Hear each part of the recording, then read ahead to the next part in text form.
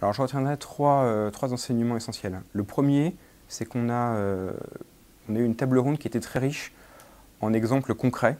et en vrais retours d'expérience. Ce qui était encore assez peu le cas quand on abordait ce type de sujet il y a 2 ou 3 ans. Là, tous les intervenants ont fourni des chiffres, on sent qu'il y a eu des expérimentations, des retours d'expérience, des retours souvent très positifs, avec des performances comme une division d'un coût d'acquisition par 4 par exemple, ou l'optimisation de la rentabilité de budget de 25 ou 30% sur des annonceurs type General Motors ou Microsoft, donc de vraies références sur leur marché et qui interviennent également avec des gros volumes. Donc ça, pour moi, c'est un vrai enseignement. Le deuxième point, c'est que tous les acteurs, quelle que soit leur sensibilité technologique, ont mis la dimension techno au centre de leurs opérations présentes et futures. On a beaucoup parlé de technologie alors que c'était des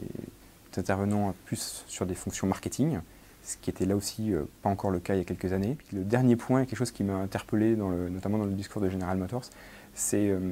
cette logique du pouvoir du consommateur, puisqu'on a très souvent tendance à avoir des débats sur la privacy, sur le fait que l'annonceur a énormément d'informations sur le consommateur, mais les propos d'Olivier Montferrand étaient très intéressants, parce qu'il a aussi remis en lumière le fait que grâce à toutes les nouvelles technologies disponibles, les nouveaux terminaux, le consommateur est très bien informé et quand il arrive en concession, se retrouve face à un vendeur qui n'est pas forcément au même niveau d'information. Donc ça remet aussi, entre guillemets, en lumière le fait que les nouvelles technologies ne sont pas uniquement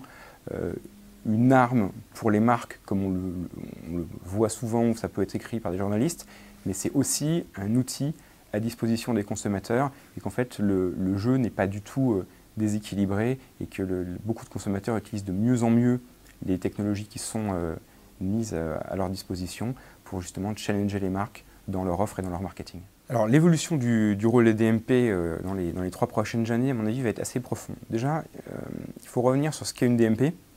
Et une DMP aujourd'hui, le terme DMP est assez fourre-tout, pas forcément très bien défini. Et on va considérer comme DMP aussi bien un stockage de data tierce pour l'enrichissement par exemple de la monétisation d'un éditeur qu'une technologie qui va collecter de la donnée première partie pour le compte d'un annonceur. Donc je pense que ce terme déjà va soit exploser et être défini, soit se segmenter en plusieurs termes ou sous-termes. Je ne serais pas étonné qu'on parle rapidement de Data Collection Platform pour bien mettre en avant le caractère collecte de données d'une DMP, le fait qu'une DMP doit, de mon point de vue, collecter elle-même toutes les datas et pas forcément les agréger de multiples sources de manière à éviter les déperditions et avoir une data qui est collectée de la même manière, qu'elle soit user-centric, ad-centric ou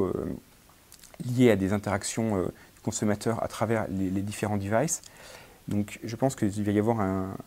développement et une mise en avant de la collecte de data par la DMP avec des métiers qui seront très technologiques. Et de l'autre côté, il y a cette partie du métier de DMP qui est au plus proche de l'achat, qui est l'exploitation de la donnée qui a été collectée, avec des métiers d'agrégation de données de différentes sources, des actions qui vont être menées sur la donnée à caractère statistique, de scoring, de manière à faire parler cette donnée, en définir des clusters, avec définir l'appétence d'un consommateur pour un type de produit, sa propension au réachat, que ce soit à très court terme ou en processant de la durée sur une plus longue période. Et je pense que ce type d'acteur va être une émanation de la DMP sur la logique de travail opérationnel de la donnée à des fins d'achat, ce qui peut aussi être une évolution, et je pense que c'est déjà le cas d'un acteur comme Criteo, de descente des acteurs qui sont vus comme des acteurs qui processent l'achat vers cette logique de je processe l'achat et je travaille l'intelligence de la donnée avec, pour un annonceur, de mon point de vue, l'utilisation d'une data collection platform et potentiellement de plusieurs plateformes chargées d'opérer cette donnée et de la faire parler de manière différente avec des algorithmes et une intelligence qui varieront d'un intervenant à l'autre. Et après, reste à savoir si la notion de DMP va rester une dimension chapeau qui chapeaute les 2 notions que je mentionnais, ou si un des 2 types d'intervenants va se trouver qualifié de DMP et qu'une nouvelle notion va émerger pour l'autre.